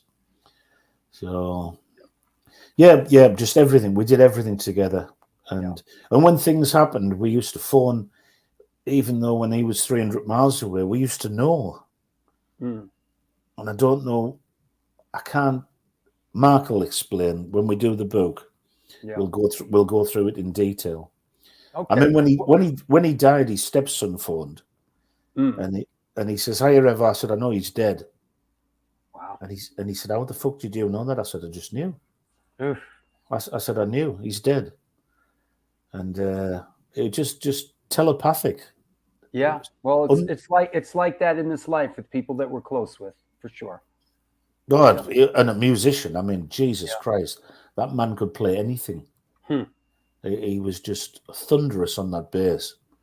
But the EP we did together, that was never meant to be Warfare nor Tank. Right. It was just supposed to be two guys jamming the blues, even though it's a bit more heavier than the blues, as it were. But it was our blues in any case. So yeah, right. But it was our own blues. Our own blues, fucking racket, Our own blues. Yeah. That's the blues, man. The fucking blues. Yeah. Yeah. Let's that's sort of an intro. Let's bring on our friend, supporter, journalist, author, Mark Freebase. Hey, man. Hello. How you doing? All right. How are you? And where are you? Sunny Italy. So it's you're in Italy. Yeah, 10:30 now. So extremely hot though. I've only got a t-shirt on because of this. Otherwise, I'd be sat here in my boxer shorts. You live in Italy now? Yeah. I've been here for 5 years now. So, how'd you get wrapped up with this guy, Evo, in Italy? I don't know. it actually came through a mutual friend, Ian Galasper. So Evo reached out to Ian about doing a book. Ian's got 2 more books that he's got to do in the next 2 years. And he said, I'm really, really going to struggle for time. I'd been involved with Ian, with journalism and the magazines and that kind of thing for a long time. Plus, I've played in bands with Ian and that kind of thing. So we toured a lot. And so he knew, he just put it out there. He said, you know, are you interested? Have you got time? You know, and I was like, okay, let's have a chat with Evo and see what the plan is. And yeah, we sat on the phone for a good hour and a half, 2 hours. I think the first time we toured, didn't we, Evo? And yeah. So we're working hard putting this thing together now. You know, so we're really making sure it's thorough. It's Evo's story, how he wants to, you know, put it through, because it's everything. It's touching on everything. I mean, it's a bit of an honour for me being when Warfare were out, Metal Anarchy, that kind of thing. I was 14 years old. So, you know, the image you showed of him earlier, being in Kerrang, doing the V's, it's a bit iconic. Yeah, cheers, Scoot. It's a nice shirt. John gave it to me. We're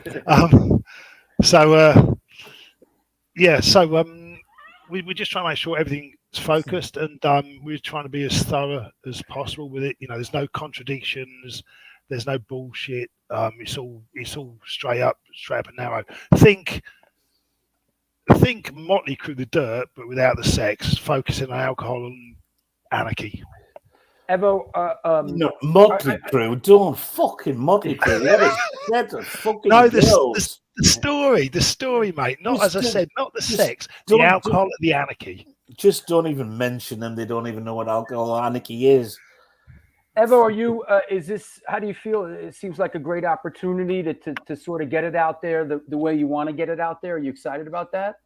Yeah, people have been asking me for years to put it down, because you know I've got such a rich tapestry of mayhem. It needs writing down, because obviously we're going to shuffle off this mortal coil, and it's going to be something that people can read forever. And yet again, it is going to be called Destiny, Dreams, and Destruction, because I always feel, and I've said to Mark, there's somebody somewhere following me. He's probably sitting on my shoulder now as I speak, talking to you. I don't know who he is, but he's there, and he's following me. He might be an elemental. I don't know what he is, but he's there. Is he on that shoulder, or is it that shoulder? That one or that one? I don't know. He's there. What's the? Hey, Mark, what's the? What are you looking at as a completion date? Any idea? Don't do that. Well, there you go. Well, you know what? That's the answer right there, isn't it? Yeah, where's the completion? Look for the book. Look for the book in 3 years, folks. No, look for the book in. No, it's in all honesty, the early part of next year, I would say, you know, if it's done thoroughly. The problem is, that's if I'm not dead as well. Chapters, we move back and we go over it, and then we Evo tweaks things and we do things.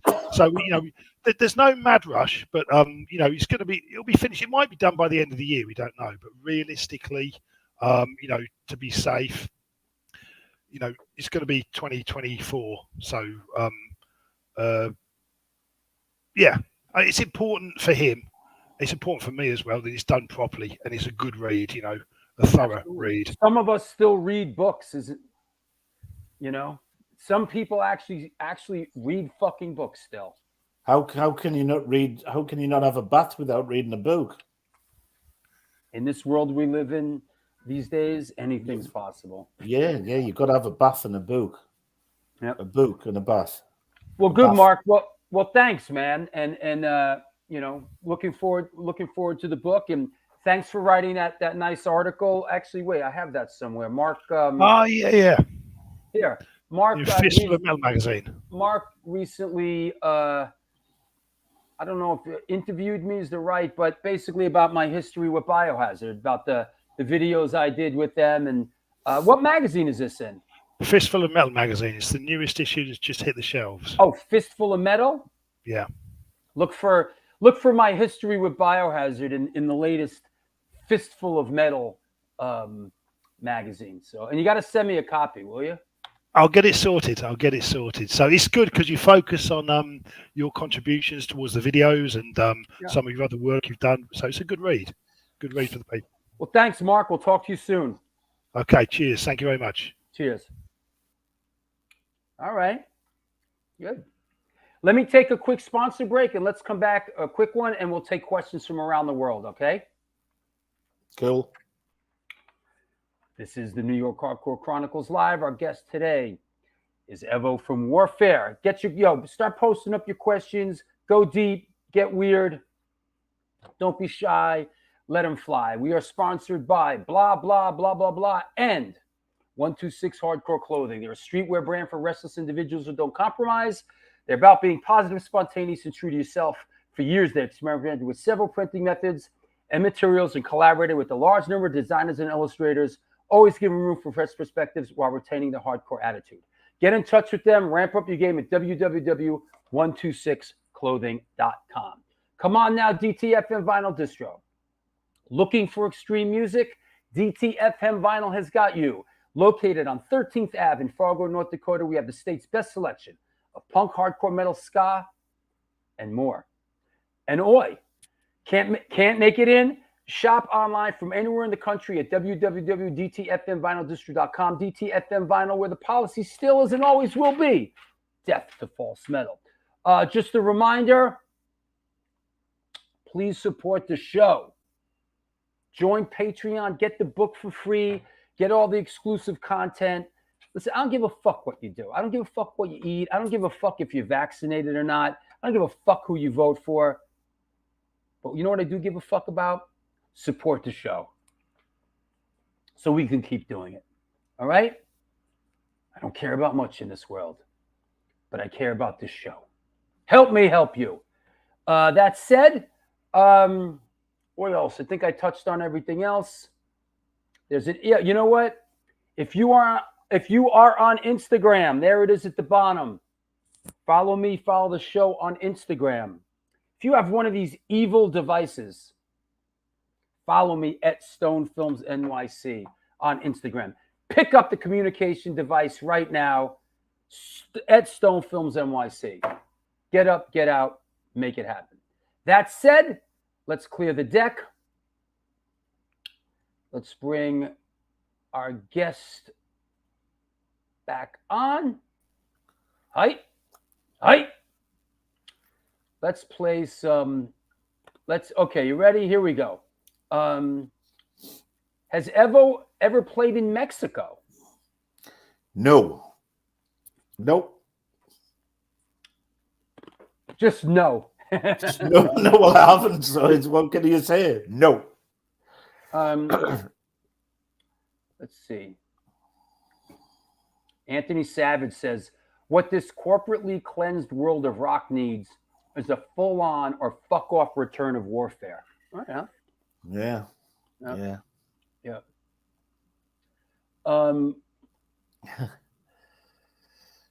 Did you ever destroy a drum set and light it on fire? Of course. What a stupid question. Of course I did. Come on. Yeah, did a bear ever shit in the fucking woods? Of course I've set my drum kits on fire. If this guy didn't, who did? I think Premier was sponsoring me, and I think they got sick of me knocking on the door asking for more drum kits. But my philosophy was, well, if they're going to give me them, I might as well burn them. That's right. Yeah.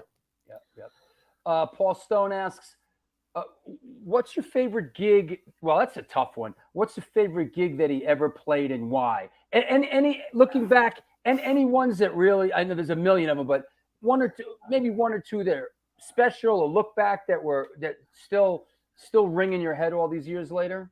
Yeah, I think the one of the ones that ring was the Dynamo Club in Holland, to which we got banned completely. Yeah. Not just from the club, from fucking Holland, completely banned. But the one that has to stand out, obviously, is the Marquee in London. When you go straight in and headline the Marquee, that was the gig. That was the gig. Fantastic. Yeah. And of course, you mentioned the Dynamo Club, which eventually turned into the Dynamo Festival. Yeah. You know, Yeah. and then it's around again. They're doing it's a Dynamo Club again, I think. I don't know. Yeah. They probably still wouldn't have Warfare back for what we did. So there you go. Martin Benjamin Smythe, was Metal Anarchy recorded at the same studio as Exciter's Long Live the Loud record? Very similar guitar sound. No. No. No, it wasn't. No. Yeah, I thought that was a bit of a stretch. Pat Baldwin, we sort of talked about this, Pat, but we'll put it out there again. Warfare were a metal band with punk spirit. Were there any notable differences between the punk and metal audiences? What, back in the day? Of course there was. Yeah. But when we brought them together, there was still longer hair and short hair, but we brought them together with the music. Yeah. I like going sort of in some of the material that I didn't post. Here's a great ad for the marquee that the marquee, and this is sort of it's a cross section of what was going on in the marquee in I think this is 87. I think it is 87. Yeah. Yeah. Warfare with No Shame and Monty Zero. I see Wolfsbane playing, Yeah. But this was a cross section of a week at the Marquee. Let's see. Yes, the Dynamo Club is still at it. That's Biohazard just played there. What else do I got? We mentioned this songbook of Filth is basically it's a couple new songs, demos, radio stations, rehearsals, and live tracks, right? Yeah. It's really sort of a collection of stuff. And I know you mentioned Eddie and Pete. Any other guests on this thing? Yeah, we've got obviously Olgie, we've got Lips from Anvil, we've got Kronos and Mantis from Venom, we've got Nick Turner from Hawkwind, Paul Gray from The Damned, quite a few guys. There's new tracks on there, old tracks. We got tracks when I played with the Upstarts and Major Accident. A very rare track on there from the Bloods rehearsal in London in 1983 that no one's ever heard. And a lot of the songs are outtakes as well of the album sessions that have never been heard before. There's live tracks on there from Germany, from the Marquee. It just kicks your face off. It's full on. You know what I wanted to ask you? I know that yes. You took a break. You took a break for a couple of years. For a good 2 decades, basically. Yeah, a couple of years. What led up to that break, and what inspired you to come back into it? Well, what led up to it, I got bored with rock and roll because I was trying, instead of just doing the same album every time it came around. Obviously, with Mayhem Conflict was different, and there was the Hammer Horror record that was different, and I got bored. To be quite truthful, it became like a 9 to 5, which is what I never ever wanted to do. So I thought to myself, it's time. You can flog a dead horse. You can keep going. Most bands have 7 years, don't they, at the top, and then it just goes downhill. I didn't want to reach the downhill period. The last record I did was Warhead with Wurzel from Motorhead and Olgie from Tank. Right. We did that together. Then I just retired when I'd done it full time since I left school. So, right. And then I just stopped. And what made me get back into it? Fast Eddie Clarke. Yeah. And you mentioned Wurzel, friend of yours? Oh, yeah, very, very good friend, Wurzel. Yeah. First met him at the Metal Anarchy sessions when he just joined Motorhead. And then I used to go down to his house in Islington, and he used to come up north to mine and just get absolutely fucking hammered. Mm. Yeah, Yeah. he was a Well, drinker. oh, he was a drinker, yeah. But his wife used to go mad with me because I used to make him ill because I could drink more than him easily. Mm. By far, my drug was alcohol. Where do I have a shot of you playing? Or what am I?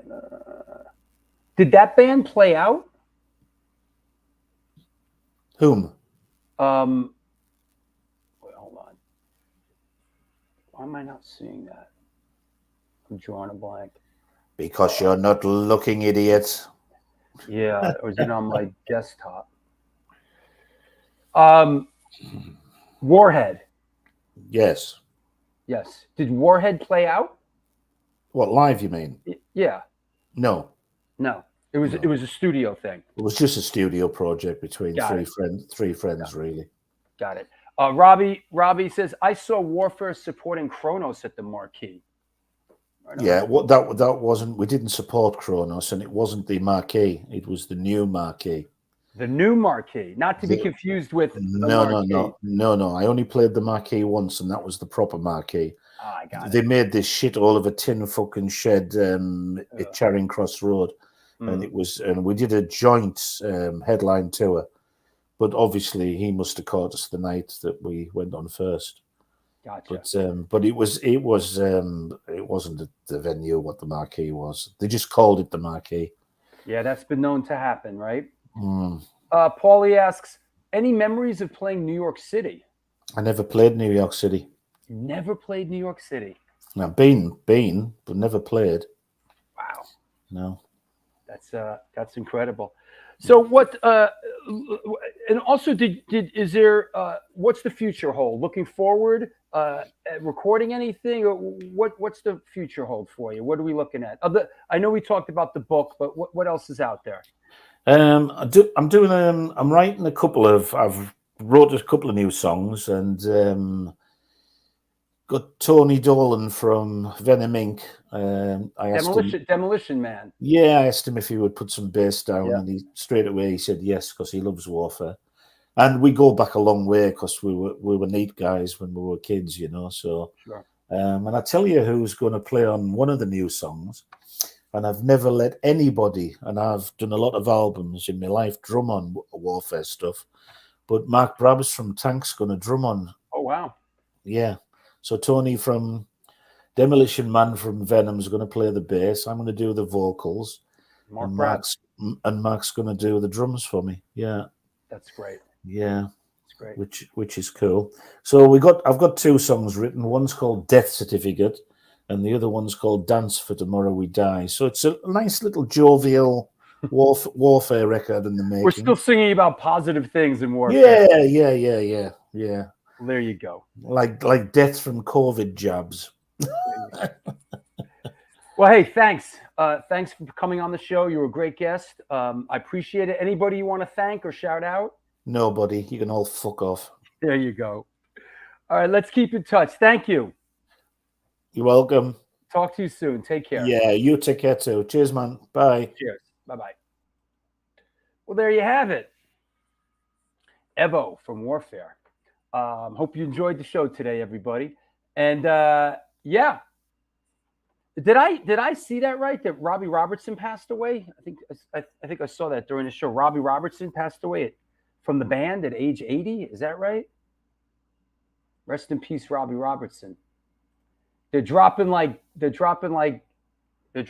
Glenn Fries. They're all passing out. But yeah, that's it. We'll see you this Sunday. We'll be down at the Bowery Electric. We have The Take, Silence Equals Death, Star Karma, Alpha, and Mr. Pickle. So there's no show on Sunday, but we'll be back a week from today with the Martin Scorsese film retrospective. And just want to thank everybody. Of course, they announced this. 15 minutes before I got on the show, and my phone's been blowing up the whole time. It was announced that Incendiary Device signed with Bridge 9 Records. Albums coming this fall. They're going to be dropping the video and the single pretty soon.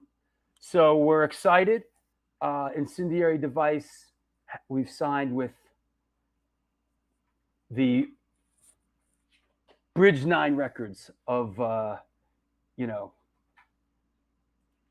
Boston. So there you go. Thank you, everybody. Thank you, Robbie. I'm glad you enjoyed it.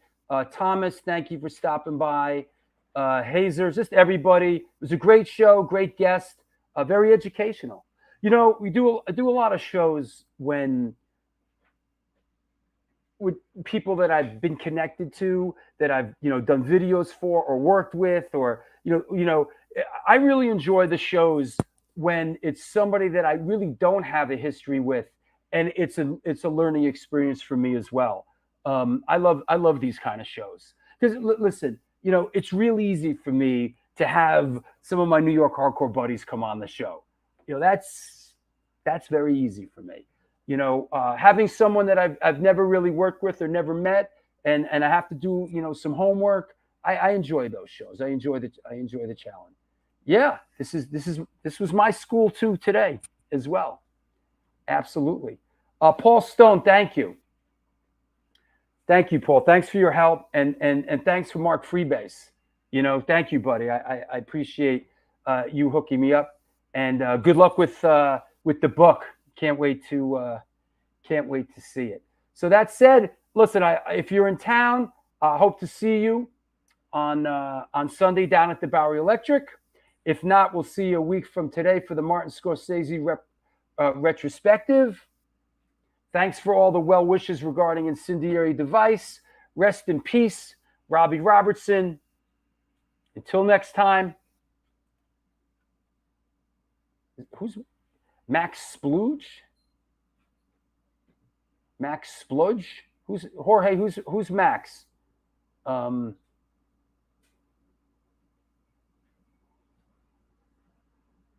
I've been into warfare a long time, therefore this was very interesting. Okay, good. Listen, we're just trying to make it interesting. We're just trying to have an interesting life here. That's all we want.